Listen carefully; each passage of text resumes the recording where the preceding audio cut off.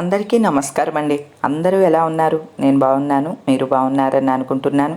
ఇంకా బాగుండాలని కోరుకుంటున్నాను. ప్రతిరోజు తెల్లవారుజామునే లేస్తానండి. వీడియోకి సంబంధించిన పనులన్నీ కూడా ఎర్లీ మార్నింగే చేసుకుంటాను అనమాట.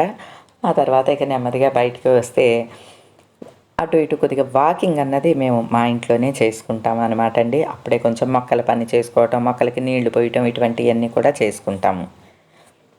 ఇంతలోకి మా వారు కూడా లేచొచ్చారనమాట అండి.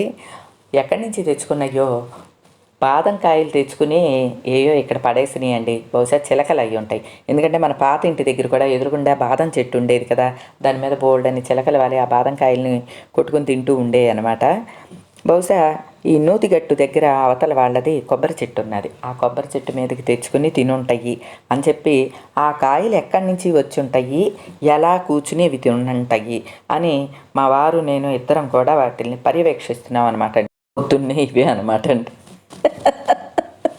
ఎవరన్నా వింటే నవ్వుకుంటారు కానీ నిజానికి ఇవన్నీ కూడా మేము ఎంజాయ్ చేస్తామండి. అంటే మార్నింగే కొంచెం ఆ పాత్ మీద వాకింగ్ చేసినట్లు అవుతుంది, కొంచెం ప్లెజెంట్గా కూడా ఉంటుందండి.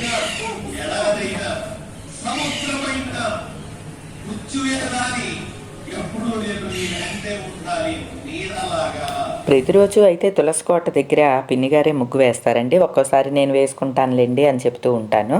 ఈరోజు కూడా తులసికోట దగ్గర నేనే ముగ్గు వేసుకున్నానండి. కృష్ణ ఎదురుకుండా అయితే కంపల్సరీ నేనే ముగ్గు వేసుకుంటా. అట్లనే మన గజరాజుల మధ్యలో లక్ష్మీ ముగ్గు కూడా నేనే వేసుకుంటానండి. ఇక మా పనులన్నీ అయిన తర్వాత ఒక రౌండ్ కాఫీ తాగేలోగా ఈ తుక్కు తీసుకెళ్లే వాళ్ళు వచ్చారనమాట అండి. మన ఇంటి పక్కన కొత్త రోడ్డు వేశారు కదా, ఆ కాలం అంతా సిమెంట్తో నిండిపోయి ఉన్నది.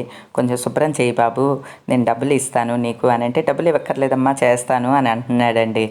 ఎందుకంటే మనకి రోడ్డు వేశారనుకోండి మన ఇంటి దగ్గర, కానీ దాన్ని జాగ్రత్త చేసుకోవాల్సిన బాధ్యత మనదే కదా. ఇప్పుడు మన ఒంటి పట్ల ఎలా శ్రద్ధగా ఉంటున్నామో మన ఇంటి పట్ల ఇంటి పరిసరాల పట్ల కూడా అంతే శ్రద్ధగా ఉండాలి కదండి. ఏమండి, ఒంటి పట్ల శ్రద్ధ అంటే నాకు గుర్తుకొచ్చింది. సర్టెన్ ఏజ్ వచ్చిన తర్వాత స్కిన్ అంతా డ్రైగా అయిపోతూ ఉంటుంది. అలానే కొన్ని ప్రాంతాల్లో ఉన్న మన స్కిన్ డ్రై అయిపోతూ ఉంటుంది. అట్లానే కొన్ని సబ్బులు వాడటం వల్ల కూడా మన ఫేస్ అంతా కూడా డ్రైగా అయిపోతూ ఉంటుంది కదండి. నేను ఈ మధ్య మామా ఎర్త్ నుంచి సోప్స్ తెప్పించుకున్నానండి. ఇవి 2 రకాల సోపులు అనమాట అండి. టర్మరిక్ శాండల్వుడ్ కాంబినేషన్లో ఒకటి, అలానే విటమిన్ సి హనీ కాంబినేషన్లో ఒకటి. ఈ 2 ప్యాకులు తెప్పించాను అనమాట అండి. అసలు ఇది మాయిశ్చరైజింగ్ లోషన్ సోప్ అని అంటున్నారు కదా, మాయిశ్చర్ ఎంత మటుకు ఉంది అని చెప్పి అసలు టెస్ట్ చేసి చూద్దామునని స్కిన్ డిటెక్టర్ అని ఉంటుందండి. స్కిన్ డిటెక్టర్ తోటి ఒకసారి టెస్ట్ చేస్తున్నానండి. ఇదిగోండి ఇలా ఉంటుందన్నమాట స్కిన్ డిటెక్టర్ అని. అందులో సెల్స్ వేసి మన స్కిన్ మీద పెడితే మాయిశ్చర్ ఎంత ఉంది మన ఫేస్లో అన్నది చూపిస్తుంది అనమాట అండి. అట్లా జస్ట్ ఒక 2 సెకండ్స్ ఉంచితే రెడ్గా వచ్చిందండి. దీనిలో 18.0 మాయిశ్చరైజరు, అలానే 27.0 ఆయిల్ నా ఫేస్ మీద ఉన్నట్టుగా చూపించిందండి. సరే, ఇప్పుడు తెప్పించుకున్న ఈ సోప్ని యూస్ చేసిన తర్వాత మళ్ళీ ఒకసారి చూద్దాము అని అనుకున్నానండి. ఇప్పుడైతే విటమిన్ సి అనున్న ఈ సోప్ని యూస్ చేస్తున్నానండి. సోపు చాలా బాగున్నదండి. మంచి స్మెల్ తోటి, చక్కటి నురుగుతోటి, స్మూత్గా అసలు మనకి ఫేస్ వాష్ చేసుకుంటేనే అర్థమైంది. ఫేస్ వాష్ చేసుకుని టవల్తో తుడిచేసుకున్న తర్వాత మళ్ళీ ఇదిగోండి ఈ స్కిన్ డిటెక్టర్ని పెట్టాను.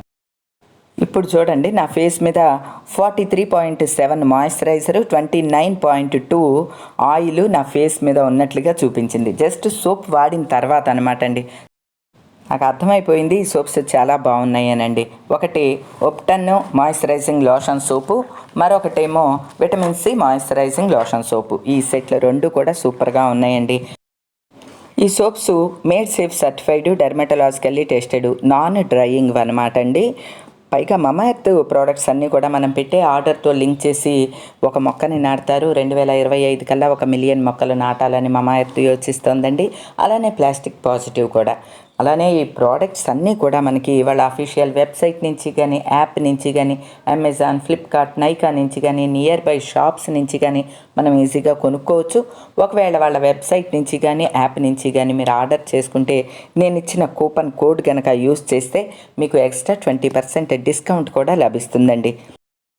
సీజన్ ఏదైనా సరే అండి, మన స్కిన్ మీద మాయిశ్చర్ తగ్గకుండా చూసుకుంటే స్కిన్ ఎప్పుడు బాగుంటుందన్నమాట అండి.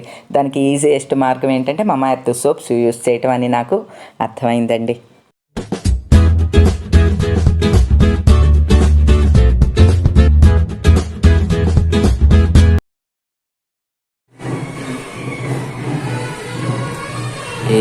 పువ్వులు పూసినాయి మన పెరట్లో ఈవేళ. ఈరోజు మన ఇంట్లో అద్దెకుండి వెళ్ళిన వాళ్ళ ఇంటి గృహప్రవేశం అండి. అంటే ఇప్పుడు మన ఆనంద నిలయం ఉన్నది కదా, ఇది పడగొట్టక ముందు పెంకుటిల్లు ఉండేది కదా, ఇందులో ఒక జంట అద్దెకు ఉండేవారు అనమాట, ఒక అబ్బాయి. వాళ్ళు మనం ఈ ఇల్లు తీసేసిన తర్వాత వేరే చోటకి వెళ్ళిపోయారు. ఇప్పుడు వాళ్ళు ఇల్లు కట్టుకున్నారనమాట అండి. వాళ్ళది గృహప్రవేశం. బాజాలు అయ్యి అనమాట అండి మోగేది. మనం మధ్యాహ్నం ఫంక్షన్కి వెళ్ళాలన్నమాట. మాకు ఎప్పుడు ఏయో ఒక ఫంక్షన్లు అయితే నడుస్తూ ఉంటాయండి. పెరట్లో పూసిన 4 పువ్వులు అయితే కోసుకున్నాను. అలానే అఖండ దీపానికి మీరు ఏం ఆయిల్ వాడుతున్నారు దీపారాధనకి అని ఒకళ్ళిద్దరు కామెంట్ పెడుతూ ఉంటారు కదండి. నేను ఈ మధ్య అంతా కూడా ప్యూర్ కోకోనట్ ఆయిల్ వాడుతున్నానండి. కోకోనట్ ఆయిల్ ఎందుకు వాడుతున్నానంటే, మనం ప్యూర్ది ఏది వాడినా సరే చక్కగా ఒత్తులు చివరి వరకు కాలిపోకుండా చక్కగా వెలుగుతూ ఉంటాయి అన్నమాట అండి. ఈ కోకోనట్ ఆయిల్ని కూడా, కొబ్బరి నూనెని కూడా ఇలాంటి బాటిల్లోకి మార్చుకుంటున్నాను. ఎందుకంటే మామూలు ఆ బాటిల్ అనుకోండి, మంచినీళ్ళ బాటిల్ లాగా ఉన్నది కదా, అదైతే తపకలాడుతూ ఉంటుంది, పెద్ద బలంగా ఉండదు.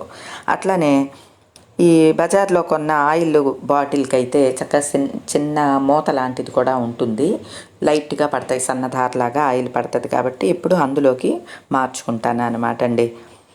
ప్యూర్ది ఏదైనా వాడొచ్చండి.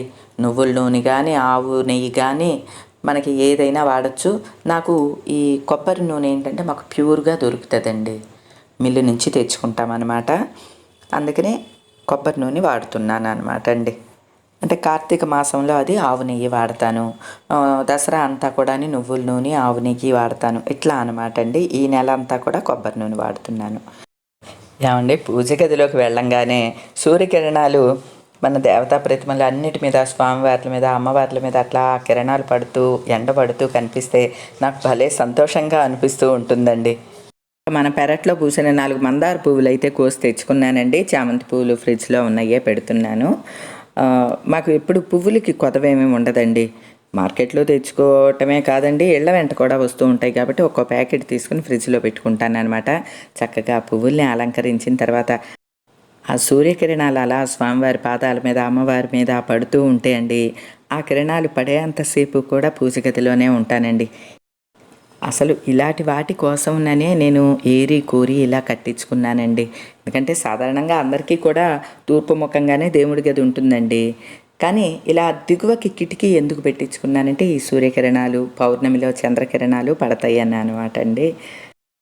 నా డ్రీమ్ హౌసు అని నేను అంత ఇష్టంగా కట్టించుకున్నది కేవలం ఈ పూజ గది కోసం, కిచెను, తులసి కోట, వరండా, వీటి కోసమే అనమాట అండి. ఇక ఉదయం కార్యక్రమాలన్నీ పూర్తి చేసుకున్న తర్వాత ఈరోజు ఫంక్షన్కి అని బయలుదేరుతున్నామండి. మన ఈ ఆనంద నిలయం కట్టకముందు ఇక్కడ ఈ ప్లేస్లో ఒక పాత పెంకుటిల్లు ఉండేదండి.